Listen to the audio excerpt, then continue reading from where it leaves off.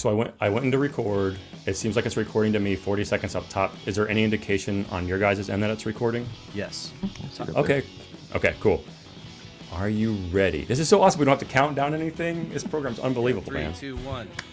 Yeah, dude. Can you remember we have to do that? Okay. Anyway, this is the OMIO show. Old movie is old. This is Troy. I'm joined by Jeremy and Matt Jones, Rumja.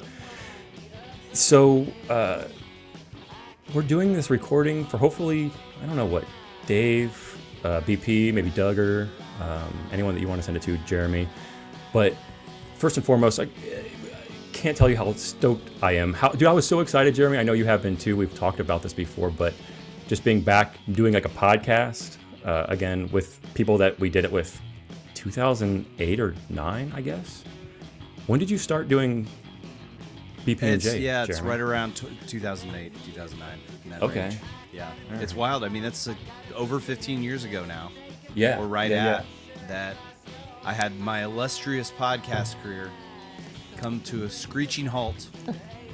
Big in Lost all my Texas. Texas and Chinese listeners and bots.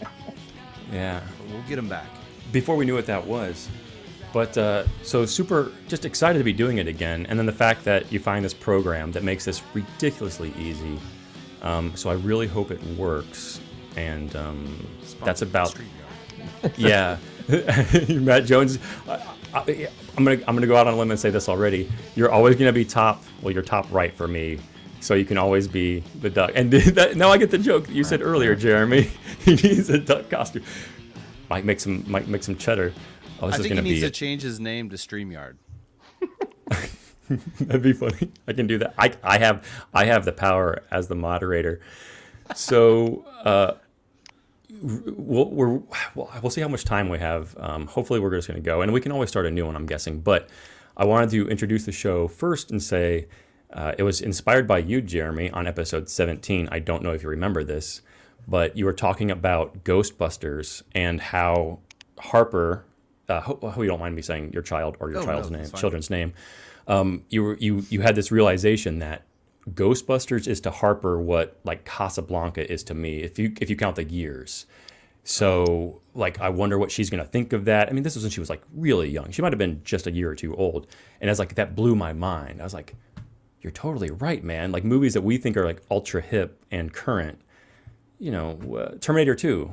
You know, she wasn't even born, right? So that movie's already old in her book. So thinking more of what movies I hadn't seen or movies that were older that I was like, do they still hold up? What's good about them? And just an excuse to watch movies. And then we were talking, I was like, I want to talk about these old movies I'm watching. So rules of the show, and then we can open it up to shooting the poo before we get into the script. But rules of the show, movie has to be 30 years. So we have a countdown for other movies that are coming up, which is funny to me in our movie list. And also, it has to be a movie that I've purchased or own on digital right now, or if I ever get a Blu-ray player. So those are the rules to kind of limit our scope, if you will, because otherwise it's like, well, what do you want to watch, or what's on this? Nah, we've got, I don't know how many movies are on that, Jeremy, like 60? Yeah. Sounds about Okay. right. Okay. So a good amount to choose from, and I will be hosting the first couple, experimenting with the format, and then other folks will be able to choose from that list and then kind of do whatever rundown they want to do, which may not be how I want to, but may not be how I'm doing it. And this might be a complete load of horse mess, and we won't do it anymore. So, yeah, anyway. Does that sound agreeable to the host now on the show, since this is going to be the lineup from now going forward? I mean, it's your rodeo, bro. So I'm Sweet. here for it. Along for the I do ride? have a very important question to ask, though. Yo. What is your shirt? Because there's nothing Indiana related that is green. Green. Twist. Twist? What's Nice. that? According to BP, they were a Indiana like indoor soccer team in the 1990s, 2000s, I guess. But I'm a big sounds like I'm not going to say this. It's fun wearing my hometown swag out here. So anytime I can, I do, and get a lot of stuff from the Indy 11 shop, because it's like soccer is Football is popular out here as well. So it's cool wearing other clubs' gear, especially when it's Indy 11, which it's also fun to, razz BP about the MLS coming to Indianapolis and all that kind of stuff, which would be awesome. Season tickets, BP. Okay, ready to begin. Had to ask. Oh yeah, no, I apologize. I was like, I'm gonna rep, and the Pacer shirts I have are all like burgundy with like yellow, and I was like, I don't think it's gonna look kind of appropriate. So green's a good neutral color. Oh, look at this. We are all sporting Indiana stuff. That's right. So is that going to be a thing? This? Not at all. I'll run out of shirts pretty quickly, but I'll try. Well, trade in one of your guitars back there, and you can get plenty of shirts at the Indy 11 shop, I promise. They just had a big sale for President's Day. July 4th. No, it's President's Day. What the hell am I talking about? Okay, so I don't know if we said Butch Cassidy and the Sundance Kid is our first movie, which I'm going to skip down my we're going to go into like the Wikipedia rundown real quick, but first introduction to this movie for me was Carmel Public Library, and Matt Jones getting me into the public library like movie rental game and picking it up because that's what you do at the Carmel Public Library. You walk through, or any, well, they don't have rental stores anymore, but anything like that once you could. And this was maybe 10 years ago now, Matt Jones, 12 years ago, maybe more. So it was still, do they still have Blu-rays and DVDs there? Oh, yeah. Do you still rent them? Well, I've done it. I did it for this because I couldn't. You really? I couldn't get onto Jeremy's Plex very well, so I was like, screw it. I'm getting the Blu-ray and threw it in my Xbox and started watching it. Yeah. That makes me so happy. I apologize. We had a power flicker, and if the power goes off, I gotta like go back into the Plex server and just literally go past the Windows login screen, and then it's fine. But I didn't know it was offline, so it was just sitting on the Windows login screen, and no one knew. Yeah, so I apologize. I need to accommodate my subscribers a little better. You're fine. But it made for a great first episode, Matt Jones. I mean, did we plan that? Absolutely. No, I know. No, we didn't. Of course not. We're not that clever. But and to give full credit to BP, he had picked or had talked about Cool Hand Luke during episode 17 of the BP&J podcast, and I don't think I'd ever seen a Paul Newman film. I knew of the like Newman O's because we had them at work, and I was like, ooh yeah, Oreos. And anyway, so that's why I would pick it up like, oh yeah, that guy was great. Have since become a huge Paul Newman fan. Many of his movies are on this list. I read his book maybe a year ago, posthumously, episode 17 book. And so great stuff. So let me just do the quick rundown. Anytime you guys want to jump in, please do. But Butch Cassidy, Sundance Kid, 1969 American Western buddy film, directed by George Roy Hill. Well, I have down as doing The Sting, which is on this list. It might be our next movie. You guys might be familiar with that. Let's see what else. Oh, Slapshot, which is also on here. Another Paul Newman. And then Funny Farm, which I think is a Chevy Chase. Yes. Chevy Chase. Yeah, I have no frame of reference. Anybody? Is that a known movie? It is a staple with Stacy's family. Like, you know how every Really? family grows up with like their whatever 80s movies. Sure. And that movie is absolutely. I had never seen it till pretty recently. How many stars? I would say 2, but it's got some good moments. Okay, 2's not bad. Not bad. Matt Jones, any experience with Funny Farm? I saw it when I was like probably 7 or 8, and I remember right. enjoying it, but that's it. Okay, cool. Well, it's not on the list. The other 2 are. We'll see. Written by William Goldman. No idea. I don't think I will be digging too much into the writers unless it's like Quentin Tarantino, which wouldn't be relevant. Go ahead, please. So William Goldman, he wrote Marathon Man with Dustin Hoffman. I don't know if you know that one. Is that worth on the list? We also do have a list of things to try to add to the list. The other rule, I apologize, they have to be $5 club. So when they go to $5 on Amazon Digital is the only time I've bought any of these movies. So keeping a true tradition. Yeah, but it'll be on the list. Yeah, that's Dustin Hoffman and Laurence Olivier. I think Laurence Olivier got nominated. He played a Nazi. So it's a wild movie. It is. Okay. It's crazy. But he's best known, at least from our generation, as being the writer of The Princess Bride. So Damn. The yeah. book or the screenplay or whatever? Well, he wrote. Yeah, he wrote both. Have So you read the he wrote- book? I've never read the book. I've only seen the movie. I've always wanted to. That's like one of my favorite movies of all time, for sure. Yeah. Also did All the President's Men, which is pretty iconic movie as yeah. well. Also Okay. a good probably nominee for this list. I've never seen it. Okay. Damn. I've seen that one. 1976. I All must Robert say, Redford movies. So we're gonna become the Robert Redford movie podcast. I have been a big fan. I've become a big fan of Robert Redford as well, also in The Sting, but I haven't seen a lot of his movies, and he's been in so, like we were just the point of this show. There's so many movies that have come out that I'm just not familiar with, not because they weren't good or popular. There's so many movies, man, so many movies and albums and all that kind of stuff. So it's based loosely on fact, which I think is one of the opening title crawls. Wild West Outlaws, Robert Leroy Parker, known as Butch Cassidy, played by Paul Newman. His partner, Harry Longabaugh, Sundance Kid, Robert Redford. Etta Place is the only really other kind of main, I guess. That's Catherine Ross, who I don't know if she's been in anything else. I don't know if you guys recognized her, but yeah, Butch Cassidy and Sundance are on the run from a crack U.S. posse, the Pinkerton, is that right? Is what they call them, which is the Weezer album. I don't know if that has another meaning. I'm guessing it does, but I should have looked that up. But That Pinkerton's from Madame Butterfly. The Weezer one is a Madame Butterfly reference.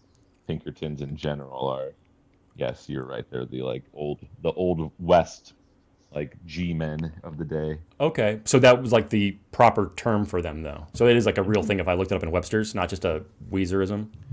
Yeah, but I don't know that these were really Pinkertons. These were hired. They were hired guns by the railroad company as opposed to like federal officers.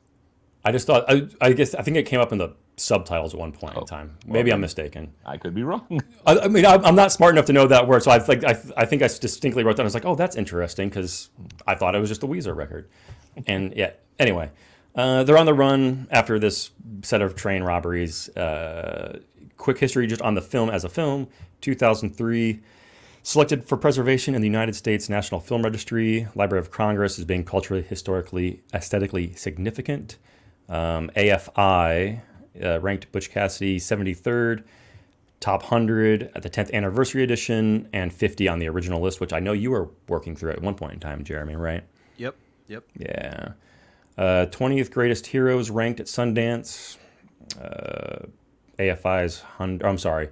The movie 20th greatest heroes on AFI's 100 years of 100 heroes and villains. This is kind of Interesting. Sorry, I fluffy don't want information. to go side. No, please. That's sidebar. about it. That's about it. But are they heroes? I was going to bring that up too. They're anti-heroes, but it's such a Yeah. comedy that Right. Anti-heroes is right. I mean, we'll get into it. I think that's interesting because I wouldn't say they do anything necessarily heroic. You just like true. them. So Totally. Are they heroes because you like them? I don't know. Just a sidebar. No, 100%. You're 100% right. Just because it was on there, it's kind of fun, and it was absolutely beautiful to look at, I think. And now that we're talking through this, like this historic footage is now like legitimately historic. You know, this film footage alone is what we were talking about. You said 55 years, right, Matt Jones? Mm-hmm. Yeah, like that's great. Like I'm sure you guys do, since we lived in the era of actual photographs. But like when you find old photos, especially if you haven't seen them for a long time, or like when we found that CD of our band playing live that doesn't exist digitally anywhere, it's super cool. So this was just great to watch. But anyway, that being said, filming locations: Zion National Park in Utah, which I've never been to, but I've heard nothing but amazing things about. It's incredible. Yeah. How many stars? Out of 4, all of them. Far out. I give that national park 4 out of 4 stars. It's very hot though, so maybe Good Yelp 3.5. review. Yeah. Durango. Well, I've been to Durango too. Wow. Colorado. So Yeah. How many stars? That'd be more like a 3.75. Okay, that's good. You know, parking lots are too full. 4 out of 4 bathrooms are train dirty, rides though. They have an old train you can ride, the Durango Railroad. which is in my top 5 Maybe takeaway that's list. in this movie. I don't know. Yeah. Mexico, I've been to Cuernavaca, and Chama, New Mexico. So, yeah. that is all the locations. Yeah, one of my takeaways, and we can get to like our takeaways at the end. But yeah, anyone need a break? Ready to get into the 35-point rundown that I have? Go for it. Okay, so kind of what I'm thinking anyway for this is painting a picture for you, the listener, Dave, about the movie as if you had never seen it. You may never want to watch it, but these movies are so old that we're not going to. I mean, we're going to talk full spoilers or whatever because it doesn't matter. We're just talking about it, and this can let you watch a 2-hour movie in an hour if you just listen to us. So we'll see. But I would say for this in particular, and all these movies, it's so beautiful to look at. If you have don't watch it on your phone. If you have a nice screen and like a good copy of it, it's these for my old ass eyes, my millennial eyes, they look really just something special compared to Guardians of the Galaxy 2, which I also loved, but it just looks different to my eyes. So anyway, we started out. Most of this is true, right? Or most of what follows is true, which looking up, roughly based on somebody, kind of, sort of, but not really. Can I add real quick? Sorry to jump in already. You can always add, yes. Okay. But that is a trope in films since maybe this movie. I don't know what the first movie to do like most of this may have happened, or maybe it didn't. Like tons of movies have done that. Totally. But this is the oldest movie I've seen that's done it. So as when that popped up, I was like, is this the first movie that kind of threw it out there that maybe what we're about to see is a fictionalized version of it's maybe a true story. I thought that was interesting. I love the wording on this, to your point, and I would agree because it sounds like this is the early concept of that. Is most of this is true. Anything I've seen in my era of watching new movies has said based on a true story or based on true events. This exact wording, most of this is true, or most of what follows is true. I like that, but it really lets you know it's like, okay, most of it's kind of true, but I just like the wording. It's a little bit less disingenuous. Tad disingenuous attorney at law. I just hit my microphone. Amateur hour. So opening scene, sepia tone, right? And it's Sundance Kid playing poker, right? And super lots of tension. It's wonderful. It's not a jokey comedic farce yet. So I absolutely love this scene. Still kind of like, puts me on the edge of the seat the second or third time I've seen it. I don't know. It's just really pretty to look at, and I just love the pacing and all that kind of stuff. So anything to add to that? Your feelings seeing it for the first time or anything? I love I had written in my notes that I like the sepia tone, that it's used also later in the film for like a passage of time sequence. Mm-hmm. And I thought that was kind of cool that like they didn't just use the gimmick once early on. The gimmick returned later. Yeah. But and then you'll get to it, but obviously when it opens up into full color, it's almost like a Wizard of Oz kind of moment where it's like, wow, this is a beautiful movie. Definitely. The only other thing I remember about this scene, seeing it time again, is Butch asking the other poker player or the blackjack player to like just ask him to stay. And it's like what is it? Like what is that all about? But I don't know. That just I don't know. It gets me every just wonderful way to open, and kind of sets the stage for it. But yes, Jeremy, as you mentioned, when they get on their horses and they start to ride out is when it goes slowly from the sepia tone into color, which is sweet. I have effing horses here. Anecdote, watching Christoph Waltz interview not too long ago about him getting injured on Django or something, falling off a horse, and just watching this movie, and it's one of my takeaways, like what a royal pain in the ass it must have been to film like back in this year horses and scenes with as many horses that are in this movie. So that's first thought. I was like, damn, there's horses in this movie. That's crazy. So anyway, meet at the Hole in the Wall gang is the next kind of scene. They're riding to where they're going to meet up with their gang members, and favorite line in the movie is coming up in this scene. But as they're gone, I guess Butch and Sundance, the gang members, one of the guys wants to become the new leader, right? So they challenge him to a knife or guns. It's like, I don't want to shoot with you. It's like, knives it is, which is a hoot. And then, of course, my favorite line is, someone say 1, 2, 3, go, and Sundance 1, 2, 3, go, which is he's usually not super quick and on the talk, and just that cracks me up every single time. So, needless to say, Butch wins the fight by kind of playing a little bit dirty, and they decide to, I guess, not alter the plan. They're going to rob the train twice, but he still has power control. I think that's what I took away from that anyway, right? They You have took the notes guy's different? plan. The guy says, "This is the plan we're gonna do," and so I'm gonna be leader. After Butch is like, "I don't want to do this. This is a bad plan," and then he kicks him in the nuts, and then he's like, "Yeah, we're gonna do that guy's plan anyways." So. I think this is, and you see it a little bit earlier than this, but like this is the scene where you go, "Oh, this is gonna be a funny movie." Like, Right.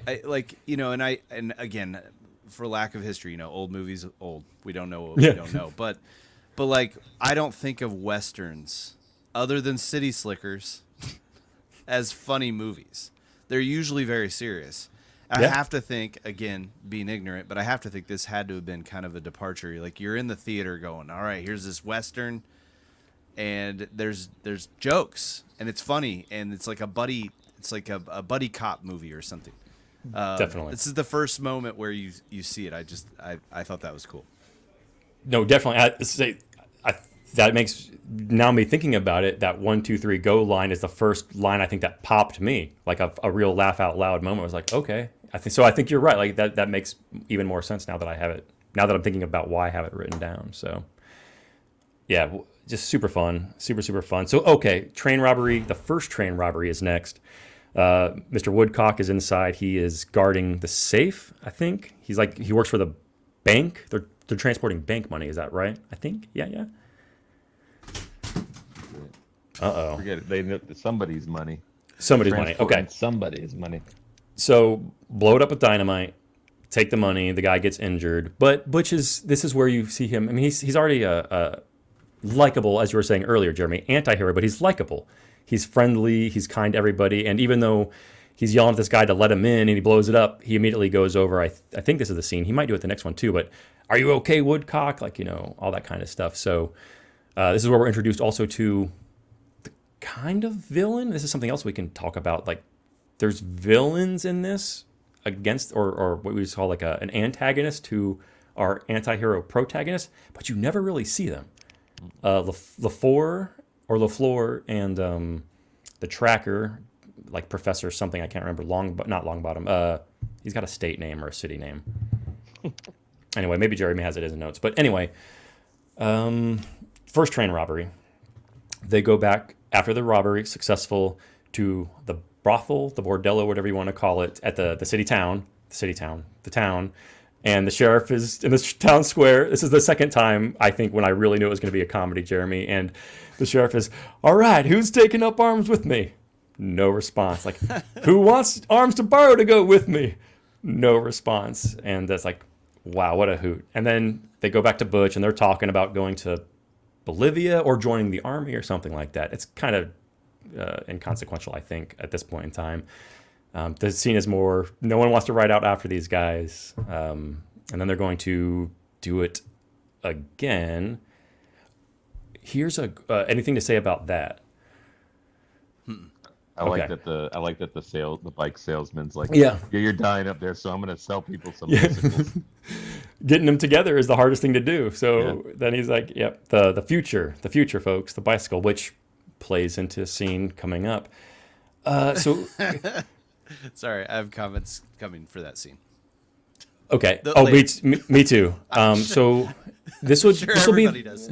this will be the most controversial thing we might get into, but something I think Jeremy and I, we kind of talked about going back to some of these old movies, like what is not questionable nowadays, but like what would raise an eye, or like, oh, this is kind of makes me a little uncomfortable. And next scene, Sundance goes off to, we don't know it at the time, but it's his longtime girlfriend, but he's basically at gunpoint making this woman strip, and it's played completely straight. Like at the first time I saw it, I was like, I really liked him, and now he's like being a shitbag. Excuse my language, like a bad guy. We learn. I mean, it's like multiple minutes before they kind of let that tension up. So brilliant scene for as far as like what it was intending to do. and then like you have that release. But I don't know. I don't know if they still kind of do stuff like this. But any uncomfortable feelings for anyone else in the group? Oh heavens, yes. Okay. Yeah, I mean, okay. I'm not yeah. alone. I mean, like, I don't think I think it's risque in the current climate that I don't think a modern movie, even with the oh well, it's his lady friend, oh Right. they know each other. There's a prior relationship. Like Right. this is they're having fun, but we don't know it. Right. I don't think any modern movie would even dabble in that now. Yeah. So and it's a good like. I think it's a good moment where you're questioning. All right, I think I'm early in the movie. I think I like this guy. I think I want to root for him. And then you're like, ooh, no, I don't. And then it being played for comic relief, I think it comes across as funny. Like I think it works. But again, I don't think a movie would do that now. If they were to remake this, and God, I hope they never do. But Yeah, if right. they were, I don't think they would lean on it that hard. Right. I think her punchline is like, "I wish for once you'd get here on time" or something. Which okay, whew. I can still like Sundance because up to this point he's just like the baddest mother scratcher. Like, what I'm also finding is like these are the people that it's like I wish I was that guy. Like that would be fun back in the whatever years this was supposed to take place in, even though it's made in almost 70. Yeah, you want to like these people and put yourself in their shoes, and they're like, oh, no, we don't want that. So. All right, good. I'm glad. Matt Jones, did you have anything you wanted to add to that? Nope. I actually had seen this movie before, so I knew that was like his girlfriend. So like they're knowing it, and it was like, oh, okay, well, it just kind of removed all the tension for me. Oh, but, sure. But that was so. No, I understand what you're kind of saying. Like the first timer thing. Yeah. Okay, so is this what you wanted to get to, Jeremy? Raindrops keep falling on my head. Just a couple quick facts, and then I'll let you unleash. So, original song written for this movie by Burt Bacharach. Mm-hmm. Burt Bacharach. And I obviously, and I'm guessing you too, Matt Jones, knew this. Jeremy, maybe not you. Simpsons, first and foremost for me. There's a scene where, I don't know if it's Homer is getting out of like detox or whatever, but he picks up Marge on a bicycle and they sing that song. Mm-hmm. It's like, oh, they made that up. It's like, no, it's a reference, which everything in the first like 8 seasons of The Simpsons is just a reference. So I did do some funny. I love that you said earlier a passage of time scene, Jeremy. I timed out every one of these long scenes that would not be in a 2024 movie. So I want you to know that anyone listening to this, it is 3 minutes long. Wow. From start of song to little bull shenanigans to end of song. 3 minutes of film time. So it's the full song, I assume. They didn't trim it or anything. Okay. Wow. Yep. And originally, Robert Redford said, nah, but then he saw the movie, and now it's like a big scene that people really like. I'm not one of them, but yeah. I mean, it's fine. It's fine. It's just the silliest thing of all time. I mean, it's just like it's so out of place. It does not jive at all with the tone of the movie. In fact, it's kind of like one of those great examples of like there is no perfect movie except Terminator 2. Every movie has its flaws. This is, in my opinion, like a glaring flaw amidst a fantastic movie. But it's like a double take moment where you're just like, I cannot believe what I'm seeing, and what like to me, I wonder. So I always like to think about how these creative decisions are made. Did they get Burt Bacharach to agree to do this song before they shot the scene? And Burt Bacharach's like, I'll only agree if you play the whole song. And they're like, well, ooh. All right, guys, I need you to dick around on this bike for like 3.5 minutes. We'll get lots of shots. I need you to ride on the bike while you're laying on your stomach on the seat. Just to act like you're having a great old time. Like I have so many questions about how this happened. But I wonder if there's like a director's commentary that tells it. I don't know. I'm sure the information's out there, but I don't. It's kind of like I like old movie jank. Mm-hmm. Like we have the foresight now to know. It kind of reminds me a little bit of Spider-Man 2, where Tobey Maguire does the walk down the street with you know what I'm talking about, Matt Jones. Are you talking about Spider-Man 3? He's 3? Like emo, where he's emo, yeah. Tobey Maguire? Spider-Man 3. Yeah. So I don't know what the goal here was, but I almost feel like it's a contractual, like, we paid Burt Bacharach a bunch of money to do this song. Robert Redford and was this is after the Sting, right? No, it was before. Before. Sting, I think, Okay. was 70. Or Okay, 70 that makes something. sense. So this was Okay. not a slam dunk hit movie, right? As you kind of said in the lead up. The first week it wasn't number one. Second week it went to number one for multiple weeks. And I'd have to. I don't want to click out. I've got full screen. I'm afraid to mess anything up. But actually that's a good information. It's such easy to copy to paste. I think I would like to have that for my future rundowns. But I know it eventually made a couple $100 million, and I think Made a they lot of said money. they had to clear like 20 something million to make money, and they had done that within a couple weeks, so or a few weeks, whatever. So yeah. So I'm probably diving too far down the conspiratorial, well here, but I just want to know who thought that this was a good idea. And somebody was like, "There's somebody out there that was like, dude, we're doing this," and everyone's like, "All right, I guess we can. I guess we can do that."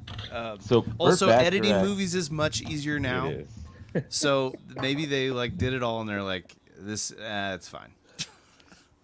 So Burt Bacharach does all the music for this, and then I think he wrote the song with Hal David. So I think he does. I think if I saw that right, like he does all the music, like all the soundtrack stuff. So I don't think it's that they paid him for the money and that they need to do that. What it reminds me of is You should have cut me off in the middle of that. I'm sorry. No, it's You more just let fun. me fuck- It's more fun to have these theories. What it reminded me of is there's that the Plinkett review of, I think it's Star Trek Nemesis, where they're talking about how like, oh, Patrick Stewart really likes off-roading, and so like they put a scene in of him off-roading Like a on dune this thing buggy. for no reason. Like it should not have been this way. And it's like, to me, I'm like, did Paul Newman just like get one like on summer, like he just got really good at riding a bike like really dumbly, and so they're just Yes. like, he's like, Yes. I don't give a shit. I'm sorry, I don't care what we're doing. We're putting this in the movie, and so they filmed him doing these stupid bike stunts, and because he just insisted on it being that way. Like I don't know what they were thinking with this scene. After reading, It's just so weird. no, I think I just wanted to jump in and say I think you're totally right on, Matt Jones. Like after reading his book, he's a race car driver. Like I think he like was doing race cars. Like he's kind of a daredevil thrill seeker at heart. So he says by report. So that when I saw that after reading his book, now it's like he's just jackassing around, be like, I'm so bored. They're doing some other scene. Like I'm just gonna get good at this old timey bike, and they're like, put it in the movie. And from my 5 takeaways, which is going to be it's going to be one of our gimmicks now, the 5 takeaways. Takeaway number 3 is not a lot really happens in this movie. So put 3-minute montages of a new song that they're going to get radio play, and I'm sure it was like a hit single, like, right? That's a very popular yeah. song Oh, yeah. beyond this movie. I bet you wouldn't, if you asked somebody, did you know that was a soundtrack hit? Like it was written for a I didn't soundtrack and know. then became. I didn't know that, yeah. Sure.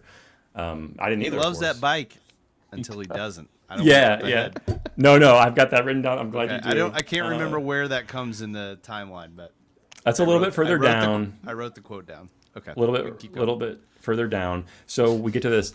I'm sorry, I didn't mean to cut you off, Matt Jones. Do you have anything else you wanted to throw in? No, well, the only other thing I would say is like, I come away from the scene and like, okay, Robert Redford and his girlfriend have this like really tense scene, and then it's like a release, and then immediately it's like we're gonna have Paul Newman hanging out on a frolicking morning with Robert Redford's girlfriend, and it's just really like weird, and I'm like, what does this tell me? I guess, am I learning something about their relationship? Like that relationship is always kind of like weird. There's no love triangle that you could tell, but it's also they're like extremely familiar with each other. So it was like, I don't know what this scene does for the movie other than bring it to a complete halt and then have a little soundtrack scene. So I think that's a great way to put it. Like, what does it do to like move the story forward? And I would say if there weren't so many great scenes with the 3 of them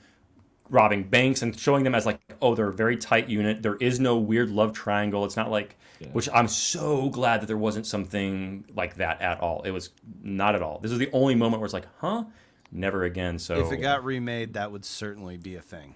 Yeah. Yeah. Good call. Good call. And I mean, it's been done in other movies too, where we have the safe cracking expert happens to be a very attractive female, and I don't know, Gone in 60 Seconds, the perfect example. Wow, I haven't thought about that movie in a long. What year did that come out? Year countdown. I would love to rewatch that movie. The I original. saw it once. Yeah, with no, with Nicolas Cage. Isn't it Nicolas Cage? 2001. Yeah, somewhere 98 to 2001 range. Okay. I would guess. Okay. Great. There's no love triangle in that. That's a terrible example. I just mean like when they. Anyway, we can move on. So second train robbery is the next scene, which nothing too fantastical about it. They got more safe, so they have to use more dynamite. The thing that just I had to rewind multiple times is the explosion with all this dynamite and the stuntmen. They couldn't have faked it back in 1969, so like this is a legit thing. And I was like, I've got to look it up and see if anyone has any other information on this. And thankfully enough, people kind of said the same thing. Like, how could they possibly not have been killed? It was built out of balsa wood, which very light, like hopefully not. But if you go back and watch that, especially now that we have like high definition. Oh yeah. I wish maybe there's a commentary on that. I didn't do a super deep dive, but that looked like the gnarliest, most dangerous stunt I had seen in a long time. I looked into this same stunt, same exact Okay. thing. I mean, I didn't find any like answers on like if anyone was hurt, but lots of commentary on. I cannot believe they did that. They pulled it off. It looks so spectacular and incredibly dangerous, and they had to really do it. Yeah, it's a very impressive shot, and I mean even the shot too. Like there's debris flying at the camera. It's a very cool. Yeah, very cool shot. And then I do have Pinkerton show up, so that must have been on the subtitles. The quick trivia on the Amazon, they had both doors of the train open so the horses could run through and make the fantastical jump. Because if you think about it, the train rolls up and the Pinkertons get out. The horses, and I would have never noticed that just watching the film, so I turned off the trivia. It's like, I don't care about this anymore. Well, then what happens? Oh, they go back to the brothel. Is that the correct word? Is that right, Matt Jones? You're good. You got it. Yeah, whorehouse. Same thing. Whorehouse. Yeah, whorehouse. Their buddy across the way is supposed to tell the Pinkertons to go. Oh yeah, they took off 10 minutes ago. They come back because they've got the native tracker heading their group, which we find out in a little bit. Maybe the next scene, escape scene. Next big comedy pop for me was Butch trying to get the horses to leave and get out of here, horse, and they won't leave. He's like, they're well trained, and then they take off. What a wonderful little thing. I don't know if that was in the script or the screenplay or if the director just did that, but what a hoot. So yeah, let's see. Chase scene, they split up. Nothing any real eventful there. Beautiful scenes of people riding horses and stuff. Anything that you guys have to add about that? I hope you like horse riding, because you get 20 minutes of horse riding here which is a long chase, and this ain't like a Mad Max chase. This is like a long. So we're speaking to the sequence where like the it's the Pinkertons, right? And they're way off in the distance. Mm-hmm. And I'm stealing this from somewhere, I don't know where. But just think about how this is, it's almost 1970. I mean, if it came out in 69, it's probably shot partially even in 68. Right. And they are like a half mile away. And they've got both Robert Redford and Paul Newman on camera. Look over there. And then a half mile away, there's people riding. And did they have walkie-talkies back then? I don't know how they... the amount of planning that had to have been to get some of these shots. And some of the shots, I agree, it goes on a little while. But some of the shots are absolutely incredible. And the lighting and all that looks absolutely stellar. It's got to be all natural. It's beautiful. Right. There's no way you could have electricity with big studio lights out there. No way. Well, and if they messed up the scene, they got to... What, did they wait till the Pinkertons get there after 20 minutes?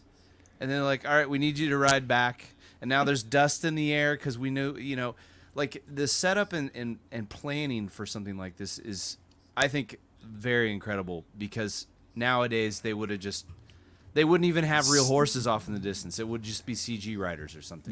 They recorded the two scenes separately and then just matted them together with the same locked off camera. And no, I wrote similar down, so I'm glad you brought it up. But yeah, the difficulty to do that with just human beings, let alone 6 Galdern horses. Like, I don't want to run right now at the person or at that direction. So yeah, very, very impressive. That's Agreed. Something that I have a feeling I'm going like as a trend as we do more movies on here. Mm-hmm. That like, how did they do that? Or wow, that must have been really hard for the time. I have a feeling that's going to be something I'm going to be saying a lot because I know like this is a quick aside, but yeah, my daughter's playing with this app called CapCut where you like make videos and stuff, and she was showing me how she added a green screen effect in, and I'm like, I couldn't believe it. It's like the most low effort thing in the universe. And it's cool that she figured it out and all that. I'm not taking away from that, but like the fact that the tools that are at someone's disposal on a phone now, versus what had to have been just not that long ago. Like when you think about it, relatively speaking, 1969 is not that long ago, and how very different filmmaking was at the time. It's pretty incredible. Definitely. So more chase. Oh no, I'm sorry. Quick scene that pops in. Looks like it's at 49 minutes. They break into their friend. You find out Ray, who I guess is somehow associated with the law at that point in time, or you're at least led to believe that he was part of their gang, or they ran together. And now he's gone straight, and he's somehow related to that because they're asking him to like put them in the army, I think. And he's like, no, they'll arrest you, but he insists that they tie him up, so it makes him look like they don't know him. So kind of clever. And this is the first, this is why I wrote down the at 49 minutes. This is the first foreshadow, spoilers, that Butch and Sundance are going to not make it to the end of the movie, is he's going to say, there's nothing else you can do. You're going to die bloody. All you can do is choose where. First time watching it, it's like, no way, dude. They're going to, please. Like, because I didn't know the story at all, even in 2009 or 10 or whatever. So we get to more chasing. I didn't catch that. Good observation. Yeah, more to come. There's more chasing, and something I was really impressed at is they're running up like rocks, and back to the, these guys are just like older generation where they grew up and like may have been in wars, conflicts. They might have been in the army. Who knows? I can't remember.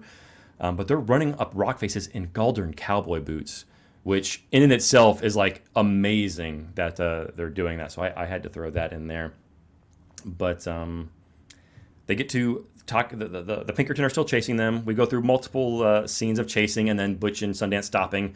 Oh, they're gone now. Oh, here they come again. It's a little bit of chasing. Oh, they're gone. Nope, here they come now. So again, we're going along this adventure with them. They finally rock cliff. And we find out that Sundance can't swim in a little comedic moment there, which I found funny. This is like my third or fourth laugh out loud moment. Then they jump off, take the plunge, which I'm sure was a big stunt at the time. Not totally. Them. And make their way down the river.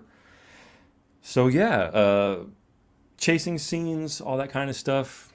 Takeaways. First time through, absolutely. Second time through, I noticed more and more that it's like, not filler necessarily, but it's a different kind of action movie from 55 years ago. The conversation with the sheriff, and it's like the Western days are over. Like it's bad news for outlaws. I was like, oh, this sounds a lot like Red Dead Redemption. Oh my gosh, I was saving it for later, Matt. But yeah, you're totally. It's just like a more like it's like a very small encapsulated portion of that outlaw experience. I love Red Dead Redemption 1 and 2. Yes. And Troy, I don't know if you've played them, but like I want to now. Those games made me fall in love with Western movies. Like it's not the other way around where I liked Western movies. I played them, and then I like was like I gotta see everything. And I'm having not seen this, and now seen that here's yet another movie that they borrowed from in making those games. It's so cool. Like, and the Pinkertons are a prevalent, factor in both the games as well. Mm-hmm. And like retreating down. Sorry, this is getting a little ahead, but like retreating down into Mexico. Like the first Red Dead Redemption, they like things go awry, and them doing their heists and what, so they go down to Mexico to get away from the heat. Like that has to be pulled straight from this movie, I would guess. Anyway, or some other Western that this could be like a derivative of, right? You know, and we don't know that. Quentin Tarantino knows that, but I don't know that. Yeah. Like if you watch, what's the Hateful Eight? Classic movies. Oh no, if you watch Hateful Eight with the little trivia, because that's a much more recent movie, and they were kind of doing it at the same time. I mean, every scene, it's like references the Getaway Gang, 1964, references the super dude and his cowboy horse, 1967, and it's like the scene because there's a candle on the table, and Quentin Tarantino did that. So, it's probably a common plot, but it's definitely in this movie, and I'm guessing the game developers would probably be more familiar, like our age, with this movie than a 1940s Western. I think. And like I think sometimes we forget as younger. You know, old movies old, right? But like the Western film genre is like one of the original film genres. Like, I mean, they've been making Westerns since pre-1950. So there's probably a lot to borrow from that we're never going to catch up on. But yeah. I mean, old movie is old.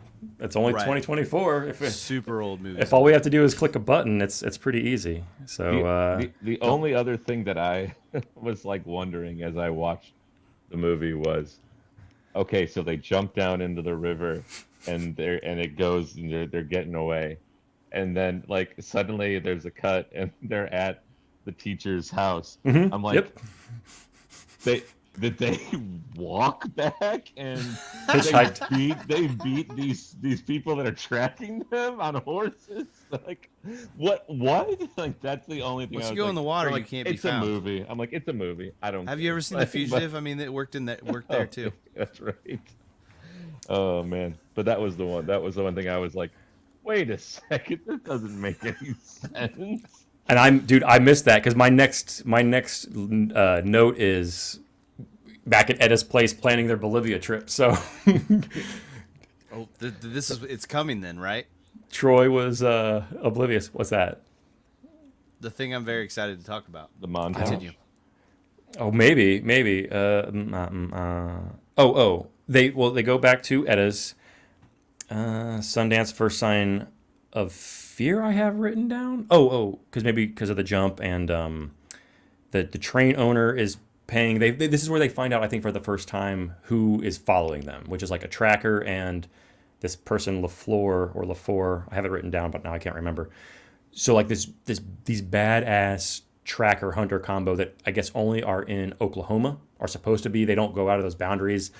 So they kind of build this like, oh gosh, these people are after us and they are not letting up. And you for the first time kind of see some fear in Sundance when they're trying to figure out what's going on. And I love the line of the train owner is paying more to stop us than we ever stole from him. We're in deep shit now. So that was kind of a really cool dialogue, I thought. So yeah, here's a fun in 2024. Have to ask the gentleman on.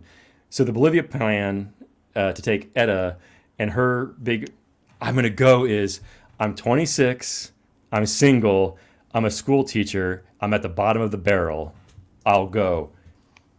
How funny is that to think about in 2024? Where it's like if someone said that, there's like this attractive young woman, they'd be on dating apps and going like they would never think like I'm 26 and single and I'm gainfully employed, like I'm an old maid. Like I mean, I don't know. I mean, I know you got married in your early 20s, Jeremy. Oh, it's even more so now because I mean, you think so? I think people are getting married even later and later. Oh, okay. And a lot of young women are like, I don't want to have kids. I'm fine with that. So it's extra funny because of that. I mean, at the time, I'm guessing in 1969, there might still been more of that concept. I don't know. I'm guessing yes. It was still probably unnatural for men and let me say women and men to not be married at 26 or have kids or whatever. Yeah. So and then before I'm about to let you into it, Jeremy, and because I have it written down, I'll lead you in with what I have written. This is the second foreshadowing event where Edda says, I'll do whatever you want. I'll mend all these taboo things to say in 2024. Like, I'm going to mend your socks. I'll cook your food, I'll stitch up your wounds, but I won't watch you die. I want to miss that scene. So second foreshadow that these guys might not make it, and first time through was like not a chance. They're gonna make it. That's a great line too. Like yeah. I know it sounds dated with the mend your socks and all that, but like that's, Right. a cool line. I absolutely agree. This is where he curses the bicycle and see you later, future. Nope. I got it written down. The future's all yours, you lazy. Let me start over. The future's all yours, you lousy bicycle. Perfect. But it has its payoff. It has it set up at the town square. They have their gimmick ride, and then it has its payoff, which I don't know. Oh, this might be foreshadowing 3. They are a thing of the past. They cannot accept the future, and they're not going to make it. So his anger at the future, he's going to, ooh, Jeremy, deep, man. Wait, the bicycle is metaphorically tying into their expiration date? Because he's admitting that it's the future. He's had it. He doesn't want to deal with the future. As the guy said earlier, Matt Jones brought up, the Wild West is over. You guys are all, you can't go on with your lifestyle anymore. And they say a little bit later in the movie, like, well, I can't ranch, I can't farm. They're used to robbing banks and living the high life. Young men build ranches or build farms or something. I've got it written down, but yeah. Okay, Jeremy, I don't. Is that what you were getting into? That's it. I just thought that line was okay. hysterical. Like he's so mad and just throws his bike. Well, we just dug a different level, man. I'm so stoked. Yeah, I really enjoyed it. Matt Jones, anything before we move? Okay, so I've got written down. This is my second timing of wow. They wouldn't do this in movies anymore. We get a Ken Burns montage. Do you know when Ken Burns started, Matt Jones? No, I mean, I know he did the Civil War thing, but he'd been working before then. I think Civil War was in the 90s. That was the first one I'd ever really heard of Ken Burns. Oh, and baseball. He did baseball, which is even before then. That was really big. So he might have been inspired by this. Long, I believe. Yeah. He might have been inspired by this. And this might have been inspired by something else. But I'll be curious to see when we watch other movies if there are these. This is 3... Uh-oh. No. 3 minutes and 7 seconds long. This sepia tone photo montage, which I admit we talked earlier, but I've written down like 55 years later, even these still frame photos of them in period attire when they took it is cool to look at least for the first time through. So this is I have it written down an hour, 1 hour, 17 minutes approximately. I don't know if you have timestamps. I think so, because we were at 49 minutes. My only notes on this was even Butch Cassidy had a montage. Yeah. Montage. 3 minutes and 7 seconds. Then they get to Bolivia, another comedic thing I'm very big fan of. They get into a little spat, and this is where you really start to get the relationship of they fight like an old married couple. Like they know each other so well, they don't really get mad, but they bicker constantly. Like, what do they say? Like you wouldn't know this from New Jersey or something like that. It's like, what do you know about New Jersey? It's like, I'm from New Jersey, and they get all into it. It's just had me lulzing. Just great dialogue, and really develops the characters, since all we see them doing otherwise is riding horses and looking at people coming towards them and then riding horses. So later in the movie we get more of the character development, it seems like. Robbery. No, wait. Oh yeah, so they get to Bolivia, which sorry, I didn't say this more clearly. Sundance, it's looks like an old deserted farm. There's a llama sitting there just hanging out, and there's like ducks or something, and he's just like, this place is a shithole. Like, what are we doing here? I can't believe it. You don't know what you're doing, Butch. Then the next scene, they go to a next town, and they're gonna rob a bank, but they walk in. They don't know the language at all, even though Butch has said earlier that he knows the language, which is a kind of comedic moment.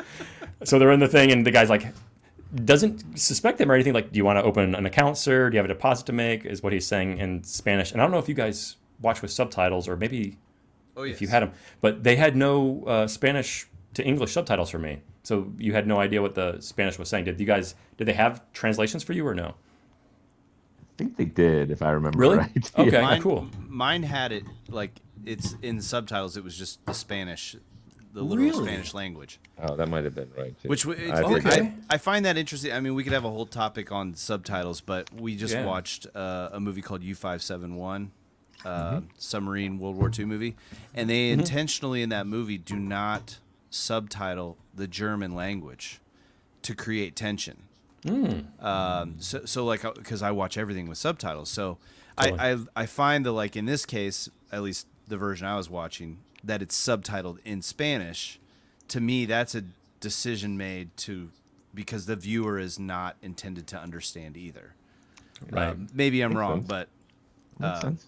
Makes sense to me too. Oh, excuse me. Okay, so anyway. Oh no, I'm sorry. The next scene is the actual robbery, but it's totally played for comedy because they had been learning Spanish, and he's got his hands up in the air, or whatever, and Butch is one step behind. Very, very funny. But they rob the bank. Here's my next big time, and this I was on the rolling figuring this out because they cut. Do you guys remember the ba ba ba ba ba ba ba ba ba song? yes, I do. Another strange musical choice for this film. I have written Oh, down that it's not played for laughs, No. but I can't help but laugh, especially now listening in headphones. Like it's such a goofy ass song, but you think it's going to be like a little bit. It is 40 seconds until the first break, a little bit of a mini scene. I mean, like a couple seconds, 4.5 more minutes of montage and ba ba da ba da song. No fripping. So you can definitely fast forward through that. And all I have written down is cool locations. It kind of moves the story, showing that they are successfully robbing these places, but probably building a reputation of now the people that were after them know where they're at, which they eventually do. But I said on second and third viewing, it's very silly, and the song I just can't handle, especially for 4.5 minutes. 4.5 minutes plus, unbelievable. Her background's fours. like, guys, this is gonna hit hard. They're gonna love it. Don't worry. I know it sounds weird. Audiences are gonna love it. Or, I mean, I know they used to have to pad out TV shows to make like commercial, you have to have a very specific amount of time to get your ads in. Like, did they have to hit 2 hours? And they're just like, our film is like an hour and 53 minutes. So put in a bicycle scene and the ba da ba song. I don't know. But it's, if somebody listens to this, watches it, you cannot not hear it now, especially that we've talked about it. But almost 5 Guldern minutes. Anything to add in there before we get to our next major, I guess, plot moving forward scene? No. They're not doing a good thing for white people down there in Bolivia. It's like, well, if there's a white person coming in, you may as well just start pulling guns on them. They're probably robbing your bank. That's what you And kind they of. are. Yeah, Oh, there yeah. they are. Yeah. I mean, that was my big like eyebrow raising. Like, they look just so suspicious. Like, oh my goodness. Not to go too far back to the very beginning. Yeah. The very beginning, Butch walks in when the bank is closing, looks around and just watches them close, and the police officer is just standing right there watching them do that. It's like, nothing suspicious about this guy, just coming in at the very close, watching Looking all the up. procedures as we close on up. And he even talks to him too. He's something about Yeah. like, it's not what happened to the old bank. Oh, he's like, Yeah. it kept getting robbed. He's like, huh.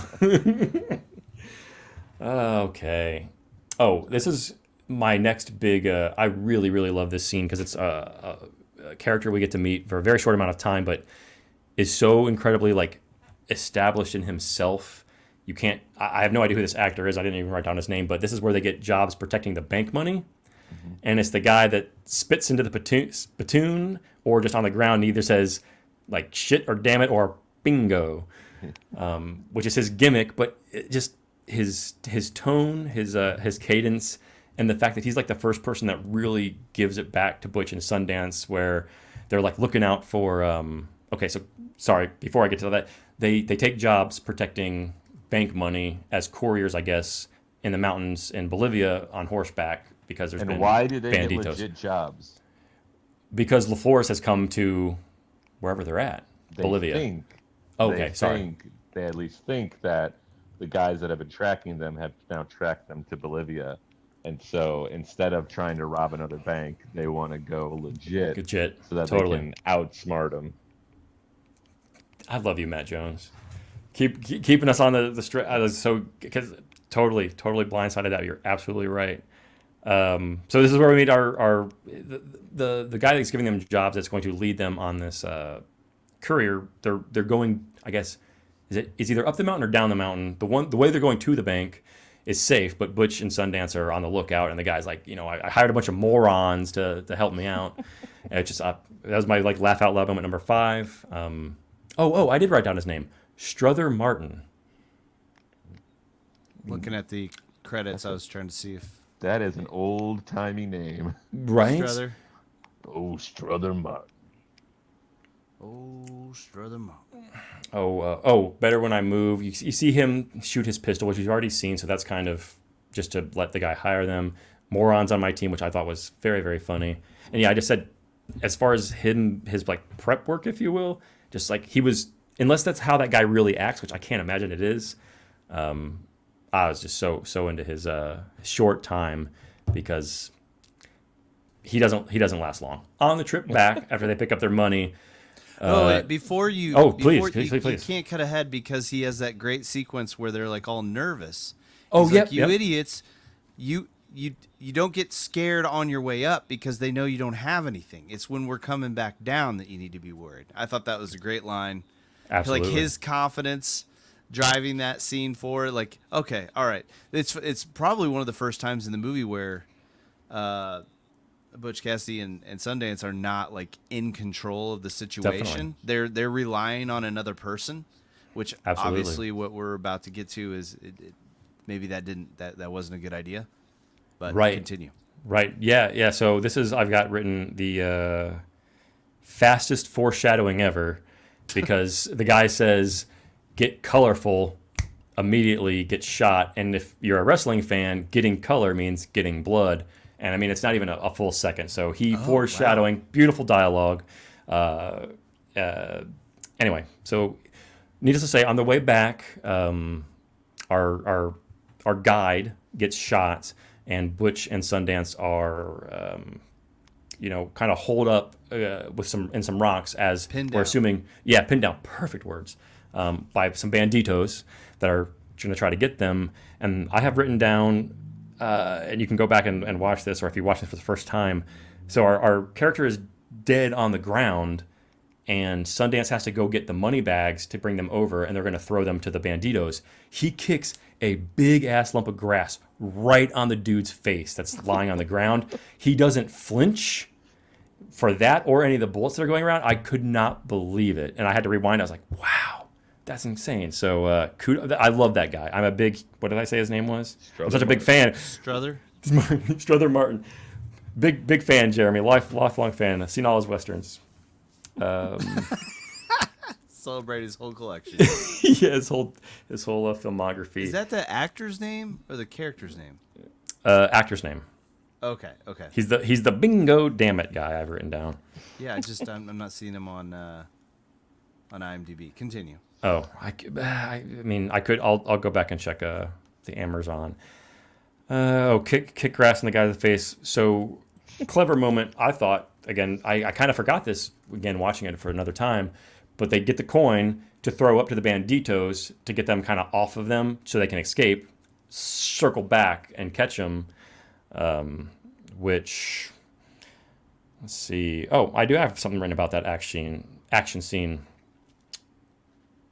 Another fun Spanish exchange translation because Butch is kind of there, kind of not with his Spanish. Anything to add before the shootout that you guys noticed? No, I just like when they're pinned down, that whole sequence. Like, it's pretty tense because there's not been a lot of sequences yet in the movie where you're like concerned, even though there's been foreshadowing. You're this is the first moment where you're like, I don't know how they're gonna get out of this, and I like the camera work. I did this. This is something I caught where it keeps keeps looking up, and you're expecting, like, I think modern films might show like a guy, like you see a shadow move or you see a gun, rest on a rock or something, and you don't really get to see anything. And so like there's a little bit of like good tension and paranoia there as the viewer, like where I don't know how many there are. I don't know, where are they at? Like, I thought that was pretty cool. I didn't even think about it that way, Jeremy. Like at the first time watching it, you don't know it's not LaFleur and the Pinkerton. So yeah, like building suspense. Yeah, even again, yeah, dude, I didn't even think about it that way. So this is where we also find out. So anyway, they've circled back. They've thrown the coin. We find out it's Banditos. They roll back around to catch them as they're divvying up the coin, and then we find out Butch has never shot somebody, and he's like, "Wow, great time to tell me, Butch. Can you please take the two on the right?" And 1969, not a lot of gore. It's not RoboCop, right? It's not Predator or something like that, but I found this incredibly effective. Like, I think there's like a little bit of blood or a squib here or there, like as people are like flipping over. But they basically, Butch and Sundance take out, or maybe just Sundance, I don't know, 6 to 8 Bolivian banditos, and like it's a little slow motion. They roll down the hill, but it's like tension release, and not long and drawn out. That's super cool. I wasn't expecting that quick little scene in there to be so satisfying. So. Yeah. Sorry, real quick callback on that scene. My takeaway also was, and I can't remember. I'm sometimes bad with names. Which one of them had said they had never shot someone before? Butch. And I was like that was a I don't know. I thought that was a really cool scene because they're acting like tough guys. They shoot at people all the time, and you come to this realization that he's not a killer or hasn't been previously. Nope, Sundance for sure. And he's the brains, right? Oh, it's in my takeaways, but I don't know if this is the era of, or started the era of the catchphrase, but the, you just keep on thinking, Butch, that's what you're good at. They do that, I think, 3 times. I should have written those down, but, that kept popping. I'm like, that was like the only, I don't want to say like corny moment, but like, seems like a forced, it sounds like Robert Redford didn't really want to say that, but I could be completely wrong. It might have been his favorite line, but I was like, that's a little wonky. It's a little wonky. I never shot no one before. This is the last night of camping. They talk about farming and ranching like we were talking about earlier. Basically, we are learning that, find out later that they don't see a life for themselves that's not, oh no, we lost Matt Jones. Matt Jones! Me yelling his name will not bring him back, I guess. But Matt Jones, come back! We've never done this before. Do we send him the link again, or I assume he could just click on the link? He's here. I have to add him back. There we go. Okay. There we he have is. you now, Matt Jones. Yeah, I don't know what happened. Suddenly, I was just like, I was calling your name as if it was going to help, but check this out, Matt Jones. It's the perfect first episode where we find out just how quick we can log someone back in. That took 2 seconds. So thanks for doing that. I know we talked earlier about you closing out on accident or whatever, so we could rework it out. Bandito is dead. They're camping for the last night, talking that we can't farm, we can't ranch. That's young man's game. We get the final foreshadow where Etta is saying, like, I'm thinking about going home without you. Like, I'm gonna go home early back to the schoolhouse. And not only does Sundance acknowledge it, but then they talk to Butch like, yeah, if that's what you want to do, and yeah, I think I will. And if we think back to what she said earlier, I'm not going to watch you guys get killed. I don't want to see that scene. So we wrap up pretty quickly. Real quick, as we talked about subtitles, Jeremy, I've got this subtitles rule moment of the one heist they do. They're working in the jungle, and he says, I don't work around snakes. I don't know why I thought that was funny. I never would have caught that if I wasn't watching with the subtitles, but fun little line to pop in there.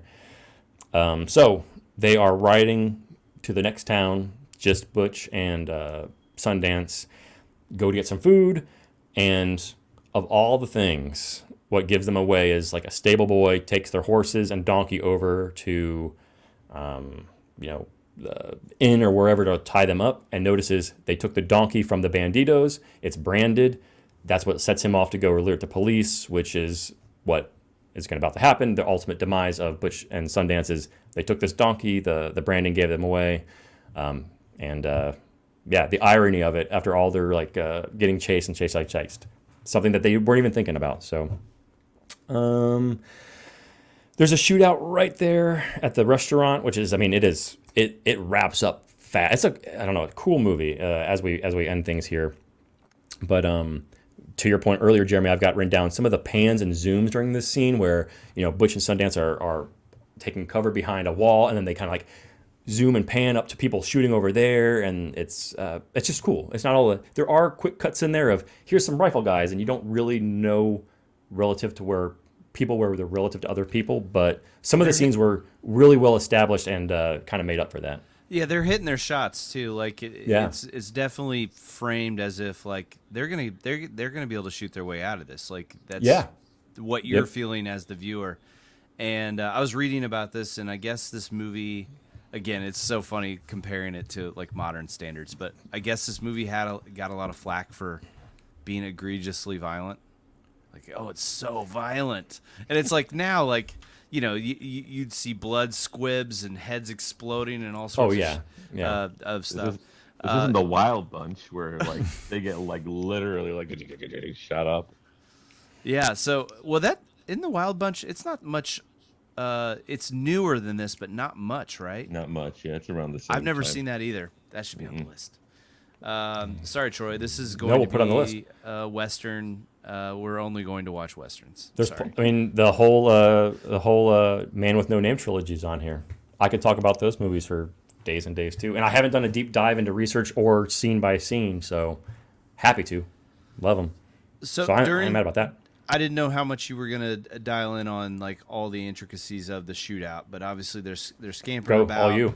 Okay, they're scampering about. They take cover. They get split up. They both get shot, but because they're going after ammo. Butch is out of ammo, so that's what makes them have to leave the cover in the first place. Yep. And there's that nice little horse move where he's splitting. He's Yep.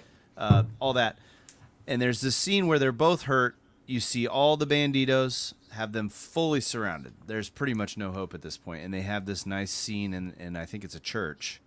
And I think so. Some building. Yeah, and that's the moment where I was wondering, all right, after all this, do I like Paul Newman's performance or Robert Redford's better? And so I'd written that down to ask you guys if you guys had a preference. But this scene for me is what tipped it towards Robert Redford.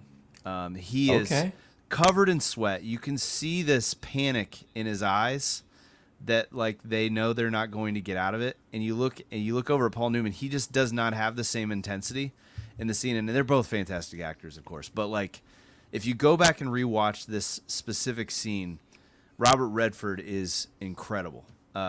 It's really like it's incredible. I don't know how else to say it, but anyway, I mean, obviously that's like the final scene before the thing that happens shortly after. Maybe they lived, Troy. By the way, we don't really. Do we know? They came out guns blazing after they had their little chat.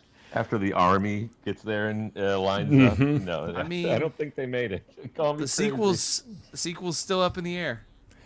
Well, they have one last moment of comedy that I'm gonna say a couple things, and then we'll open it up to final discussion of the scene, and then we'll do our takeaways. But when the army gets there, Matt Jones, the Spanish in between them is, what's happening? What is that? Two men, dos hombres, and he says, dos hombres, like two men. It's gonna take. I mean, there's like 100 army men there, maybe more, but they march in. So you kind of get a final little thing, like they are our heroes. They're superheroes. Like two people are causing it. It takes an army to take down Butch and Sundance. But dude, I don't know about the Redford versus Paul Newman, because I was almost saying to that scene, Paul Newman's, even though Robert Redford is dialed and he knows it's over, Butch does too, and he's kind of finally had it with his planning, because he's like, we're going to go to Australia, you're going to love it. And so Butch is still to the very end, like trying to make it like rose tinted, I guess, or whatever you want to sugarcoat it. Mm-hmm. And then, it fuego is what starts to get yelled out, fire to the sepia tone. And Yeah, they over and over. So obviously the first run out, the first shot from 200 guys, 100 guys is going to kill them. But they shoot 2 more times. He calls fire, I think, 3 times. So the 3 consecutive 100 people shooting them after they've been shot is, again, they're superheroes. It took this much to take them down. And that's the end of the movie. So I'll have my takeaways in a minute. Anything else you guys want to add? We're at an hour and 15 minutes, which is great. One what do you want note to say that about the last scene? Or anything? Well, I just had one note that I'd never got to. I love. Yeah. I'm going to read it verbatim. I love how old movies everyone calls each other fella. Hey, Yeah. fella. Nothing to do with the final scene. There is a little bit of an element for me of how it ends, and just like when you wrap up. And I think one of you guys joked earlier on that, like, what is the plot exactly? It's a hangout movie. There's a right? lot going on, but there's not a lot of plot. It's just they're getting themselves deeper. It's kind of like I've always joked that there's this genre of movie called bad decision leads to further bad decision. Okay. There's a movie called Very Bad Things where like that's the whole movie is like one bad decision leads to further. And so I guess this is kind of that. So I guess it's kind of odd because like I really like the film, but you kind of do walk away like, what is your takeaway from this? It's just friendship and camaraderie through the thick and thin, thick as thieves, as they say. I don't know. I don't know what the takeaway is other than it's just a fun, cool movie that's really well made. That's what would be my takeaway after it. Sorry, I'll 1 second, Matt Jones. Like, it's just getting to see, again, it's goofy to say, like, because we're not film experts or anything, just people that like movies, but getting to see really great performances by people that I'm not only really familiar with, but they weren't. I mean, they were in movies when we were growing up, but not movies that I would have been watching. So, like, I know Paul Newman was active in the 90s, and the last thing I think he may have been in, or that I saw him in, which he was wonderful in, which I think you recommended, Matt Jones, is Road to Perdition. Yep. Yeah, so... Same cinematographer on Butch Cassidy Really? is No Road to way. Perdition. I Really? think that was like his last movie, and he won an Oscar for Road to Perdition. Wow. And Good this, for I him. think. So, What a yeah, great Conrad piece Hall. of trivia. Thank you for bringing... I just didn't think of copy pasting that, but yeah, cinematography would be something good to know because you will see, and this is something that I'm only learning about since following Red Letter Media for 10, 15, 20 years of, oh yeah, there's people that are doing the photographing that are hang with these directors or writers or whatever. So cool. He Thank actually you for adding that. He married Etta Place, or Catherine, whatever her name is. He married Really? her. Catherine Ross? Wow. Yeah, he did. Okay, cool. What one other just note, Troy, Yeah, man. Strother Martin. I became intrigued about him. Trying to find him? Yeah, his name in this film is oh gosh, I lost it. I don't know. He's in Cool Hand Luke. I know you're a big fan of that movie. What He's is in he True for? Grit. He's in The Wild Bunch. He's in Slapshot. He was born in 1919. Damn. Lived till 1980. Prolific career, and his last film credit is the year he died. So like this guy was rocking and rolling. He also I don't know how big this role is, but he was in Cheech and Chong's Up in Smoke, and his character Love that movie. That'll be on the list soon. His character's name is Mr. Stoner. I don't remember that movie, but anyway. Thank you for looking that up, because as our show grows, that is going to be our guy. We're going to watch his entire filmography if we can. We have discovered him on our first film. I've never heard of this guy before, but he seems to be this director is a fan, because Slapshot, and I that's on this list. I know. Right. But I can't remember. Did he play he played the owner, who's an amazing character in that movie, but you would never recognize him. So this is an act, and he sold me 100%. I thought this is how the guy is. Dude, I mean, and it's wild, awesome. too. The Wild Awesome. Bunch, True Grit, and Butch Cassidy and the Sundance Kid all released in 1969. Wow. And he's in all three.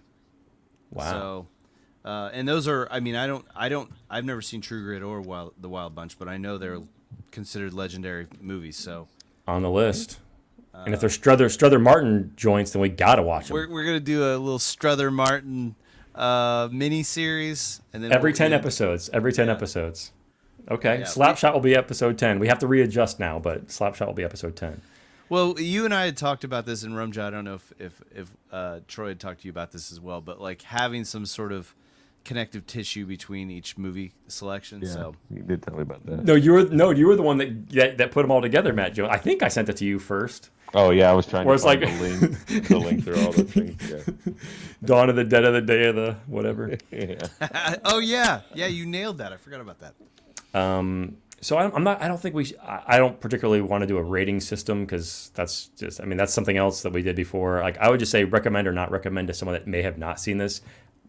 Obviously, I highly recommend it. I don't know if I will ever not recommend a movie on here unless it's like, ooh, it's a little bit. What do we talk about? Blazing Saddles. That's one where it's like that gets pretty funky. I don't know if I would say like, yeah, it's a good feel good movie if it's gonna make you feel like weird a little bit, but otherwise, I'm gonna probably recommend most of these and definitely recommend this one 100%. So you would go around the horn? Yeah. I would recommend it as well. One thing that again I'm gonna steal this definitely from Chris Stuckman, who I brought up earlier, because I watched his review of this as well, and he commented on how this feels very modern. Just the tone, and I mean, there's obviously the weirdness of it, but like you could kind of see in a parallel universe this coming out present day. If you set aside some of the like older feeling, mechanics of filmmaking and all that. And so I really, really like it. I think it's a fun movie. I didn't love it at first. And it really took me about, I don't know, we were close to halfway through before I really loved it. I think I actually wrote down the Redford hold up near the end seals it for me of this being a total, this is a top tier AFI top 100 films, whatever. So it was the whole journey. Like it took them the whole journey to sell you, but then you were totally sold. That's cool. I was sold I think first scene, like the first gunfight scene in the blackjack, I was like, yeah, this is badass. I want to watch this. Well, I mean, you are asking yourself a little bit during the movie of like, where is this going? And you get to the end, and we, I even joked like, what was the point? And it doesn't matter. That's like where I kind of landed on. It doesn't really matter what the point was. It is the journey. So, but here's a quick question. Sorry if jump in, Matt Jones. If you're going to say something, it's like, is it only because this is such a different movie compared to endings? Meaning, like if you think of movies like. Trying to think of other movies that end on like a what moment? Like maybe the Christopher Nolan movies sometimes do. Like I remember Memento. It's like, well, I don't feel good at the end of this movie. I feel confused and not satisfied at all. But I was really rooting for Guy Pearce. I haven't seen that. That's a movie I would love to rewatch because I remember loving it. But I was also in college and thought Fight Club was the greatest movie ever, which I don't know if that's still a good movie or not, but that'll be on the list hopefully sometime soon. 5 years. But yeah. Sorry, what were we saying, Jeremy? Or that's it. I mean that's it. It's a journey movie. It's you're there for the ride, and it's supposed to be fun. And right. I think that's really the point. And I mean, the thing is, even to the end, they lived out being who they wanted to be. They were outlaws with sort of kind hearts that they never, that's how they came into the movie, and that's how they were going to go out. Right. So I just remembered why I was going down that train of thought of like it's a different ending movie. Like they could so easily have switched this. Let's say they got into a smaller gun battle. They both take the damage because you have to have that arc of they have to be at their lowest point. But let's say even Robert Redford loses the function of his drawing arm. But then you see them in Colombia on a farm with Etta, like something like that. Would that have been sad? Like, oh, we got somewhere. They finally got away. They got straight. They have their farm, whatever. Versus, oh, our people that you've made us like and now it's just over? Because No, the first time it ended, I was like, that can't be the end of the movie. Like, sure enough, it was. Yeah, I mean, it's kind of like The Town. If you guys have seen The Town with Ben Affleck and Jeremy Renfro, like the life of crime will eventually catch up with you, no matter how far you run, and there are no happy endings in this lifestyle. Is sort of the takeaway. This is a very fun look at it, and there's been other movies that have approached it as a very dark and like there's points where they clearly could have walked away, and they chose not to. So they kind of made their bed. That's a really good point.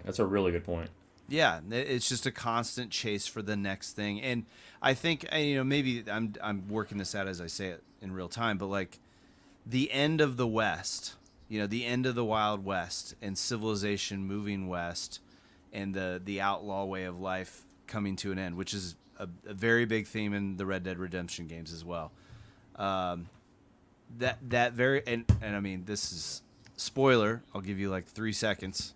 Spoiler: Red Dead Redemption 1, the protagonist that you've played as the whole time has made this quiet life for him, and then the law shows up and guns him down at the very end. Which is a really that'll never leave me how shocked I was that the game ended that way. But I think this is end that way. Well, that's true. That's true. Yeah, you continue as the son later. But I think that is maybe they're tied together. Like, the law and that way of life was always going to catch up with them. Sort of like the West is at the end point of lack of law, lawlessness and et cetera, et cetera. Again, I'm just making this up as I go. Matt Jones, anything before we go to takeaways? I've been cutting you off left and right. No, that's fine. So I do not recommend this movie. I want to be the one person. Yes. All right. I it's kind of like, I think a lot of it is how much do you care for the interaction between Robert Redford and Paul Newman. It's like the Ocean's movies with like George Clooney and Brad Pitt and such a little bit, where it's like if you're like into that vibe between them, it's like you're gonna really enjoy the movie. Yeah. And, like, I didn't really care about them. Like, okay. I thought Robert Redford. When you were asking like who was better, like I thought Robert Redford was very good in it. I found Paul Newman's character to be a little bit goofy and annoying. Like, it's just like I was looking at them and I'm like, I understand how they can work together, but like it seemed just a little too cheeky for me. Okay. And they have those glimpses of like what we talked about with Red Dead Redemption. I think having played Red Dead Redemptions, like I know like enough of the cowboy tropes or the Wild West tropes that I appreciated the way that I feel like there's better Westerns out there. Play Red Dead Redemption instead of watching this movie. Yeah. Okay, that's a fun recommendation. Play both Red Dead Redemption games instead of watching this movie. 120 hours later. Yes, I feel like there are better Westerns and there are better like buddy films that I watched this movie and I'm like, I mean, I guess I can see why people like it. I don't understand why it's held in such high esteem. Okay. Great. That's just my take. Good points. Yeah. No, I think that's awesome to have a dissenting opinion, if you will, and you clearly able to, meaning agreed to watch it and talk about it, which is just wonderful, which is totally wonderful. It's not a bad movie. It's not a bad movie by any means, but I just feel like there's for like the AFI whatever, it's like all American films, so it's not like everything, but like this to be a top 100 movie, like to me doesn't compute in my brain as just being like one of the top 100 movies of all time, even American movies of all time. Rumja, can I ask a quick follow-up? Sure. I'm not disagreeing with your take at all. Like, there's a part of me that wonders, is this movie held in the regard that it is because of its influence? And so, like, I think there's a question to be, or a conversation to be had in that regard of like, does influence mean quality? because a lot of times we think about movies being influential and we automatically go to, or anything like music, it doesn't matter. Like, oh, this was so influential, so it's good because it was influential. And I think, I think you're, and I don't want to put words in your mouth, but like maybe this is influential, but like what came out of it ended up being better than the source material, kind of a situation. Is that somewhat accurate?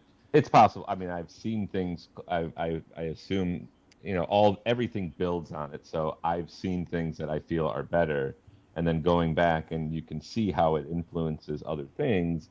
But if you've seen better things and then you go back to the original influence and you're like, okay, like it's like because I've been listening to a lot of Metallica recently because they were in Fortnite, and the boys are just loving Metallica right now, which is so awesome. But it's like, well, what's version of Fortnite? There's like 19, like the racing one, the Guitar Hero one. No, the normal shooting one. Okay. Metallica was in there. They're in the Guitar Hero one too, I'm sure. But like like I like Metallica so much, their '80s stuff. It's like, oh, but they were influenced by these bands, and so you go back and listen to them. And some of them are really, really good, and some of them you're just like, I guess I could see why you were influenced by this, but like, Metallica's better. Like, it'd be like, for all the people that love the Beatles, it's like the Beatles were influenced by certain musicians, yes, but I like the Beatles better. Like, you just take any band has an influence, and so like, people could love this movie, and that's perfectly fine. Like, I don't care. Like I said, it's not a bad movie, but I just feel like there's other, like, your 2 hours are better served in other westerns or other buddy cop things. Like, I'm interested to eventually watch The Sting because that one won Best Picture. Really? And I wonder if that one is also going to be one where I'm like, I don't get into this, or maybe it's better made, or it's just a different, and I get into it as a better overall in my opinion. Okay. I think it's there better. You go. Yeah. It's also our next movie, I think. Ayo. We'll get to see how that goes. So, but that's, again, I don't mind people liking it. From my perspective, it's not the thing. It doesn't resonate with me as much as other things in the same vein of it. So, I wonder if I like really liked it because, number one, I had never seen it, so it's like these little like memory unlocks of like, ooh, that's a reference. I know that's a reference to this other thing that I like. And oh, and so you like kind of, it like artificially, I'm not saying the movie is great or isn't great based on that, but like there's a certain, I don't know, like that adds something to the experience that I wasn't expecting. Like I didn't know that this was as influential as I think it is now that I've seen it. And maybe it's not. Maybe it's stealing from a whole bunch of stuff from like westerns from the 50s. I have no idea, but I felt like I took a lot from that. So but who cares? Like, I mean, if you had a good time, then you had a good time. Like, who cares? Yeah. I'm not trying to sell you. I just no. I'm trying to deconstruct. I'm saying you don't need to formulate, like, I guess it's kind of fun to act as like critics or like film theorists, but if you like what you like, you like what you like at some point in time, right? So you don't have to justify why you like something. It helps if you kind of get a glimpse of what like something about yourself. Like that's important. But no, yeah. I mean, I'm glad you guys really like this movie. I again, not a bad movie. Just not unrecommending. No, well, I'm gonna make a new rule. If it's a movie that you don't recommend, you have to have a recommendation. What would you watch instead of? Take a minute to think, because I was gonna say I absolutely agree. I love like I said, the dissenting opinion, because it's totally right on as far as like why it wouldn't work for you, and obviously to your point, like subjectivity, art, like who the hell is AFI? Like who knows who's on the voting board and what's voting for it? Right. There's a formula. Yeah, but I mean, meaning like for all the reasons that I did like it, it might not have worked for you. And I think you summed up best with like, I didn't see something between those characters or whatever, and said I can totally have the exact opposite feeling. Like I just want to hang out with those guys. Like I wish I was one of those two and had that like endearing bond where it's like, yes, we bicker some, you know what I mean? Like we don't all bicker with one another sometimes. So meaning, I guess, seeing my friends and my relationship in that is something that, but again, it cool. might not hit somebody some way. And another movie we might watch might hit somebody else differently. So I think that's awesome. I'm so glad that there wasn't. Everyone's like, yeah, go watch it, because everyone might not. Or we have 66%. So, but do you have a quick recommend? And I think this movie is 2 hours, maybe even less. And that's something I do want to add now that we've talking through this. I want to add running time just to let people know how long stuff is, which I didn't know this time. call. But recommendation, Matt Jones. I mean, I think we're gonna watch probably what's gonna be the recommendation if you like Paul Newman and Robert Redford together. From what Jeremy says, I think The Sting is probably gonna be the movie you should watch instead. Okay. As far as like Western, Foreshadowing. yeah, Young foreshadowing. Guns 2. I thought you were going to go with Young Guns 2. Nah, I don't think I'm gonna go with that one. If you like William Goldman movies, watch The Princess Bride instead of this. Okay.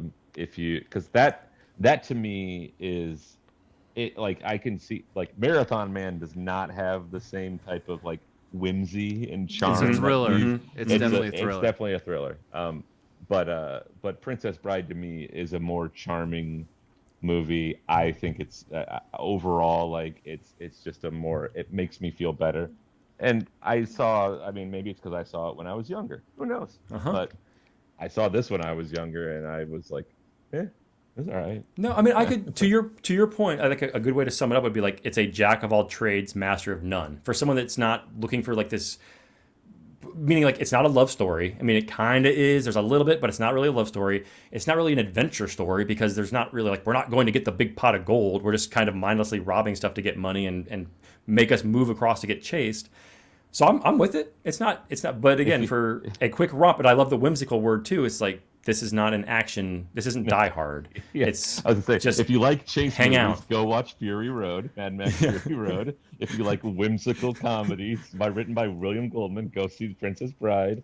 You know, there's all sorts of ways you can dice up a movie like this, and I can't even think of like the best Western that I've seen. I mean, The Man with No Name stuff's always pretty good. Unforgiven is the best Western. Come on. Unforgiven's pretty good. I'm not as positive on that one. It's on the list and I own it, but it would not be on It's the a same place. top 10 film for me. I can't wait to talk about it. I don't know when it's at. Nice. Maybe we'll pick it number 17. But I mean, it's funny. It's a Western. Like we're talking about it in the same sentence as this movie, but it's like 25 full years of later. dread and it's like so unpleasant and like there's no humor. It's just all that's one of the things I love about Westerns as a genre. Like we call it a genre. Like I like Westerns, I like comedies, I like horror movies, but like Westerns capture all those other genres. It's just a place. That's all a Western is, and then you can do whatever, like Bone Tomahawk, if you guys have ever seen that. That's a I straight, won't because I know it's vicious. I've it seen is, parts but of it. Yeah, but it's a horror movie Yeah. Western, and it has nothing in common with Butch Cassidy and the Sundance Kid. So I'll give you another Western, a more recent Western. It's not an old movie, it's old Western.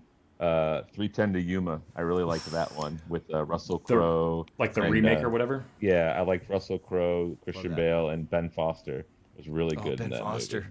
Yeah. That's been on the $5 Club, and I've thought about it. I thank you for the recommendation because I've always been like, Sometimes I love Russell Crowe. I love like the Master and Commander movie. That movie doesn't get talked I've never about a lot, seen but that movie. I think that Great movie movie. is just unbelievable. I mean, like real special effects, wood blowing up and cannonballs, and it gets dark in places. And Cool. again, South Park ruined me for Russell Crowe because I had like the Russell Crowe fighting around the world episode. It's like, okay, if my heroes think this guy's a douche or kind of like making fun of him, like, but I think they're just poking fun. But great. I mean, he is a good actor, Oscar winning at least once or twice. So no shame in liking Russell Crowe. Go. Troy, Sorry. I like this idea. So you asked Matt Jones to make a suggestion. Yeah. He didn't recommend it. He needs to Yeah. make a recommendation. I will plan that going forward. No, but I kind of like the idea of us all doing it. Like, hey, if you like this, here's another movie you might check out. If you didn't like this, here's something you watch instead.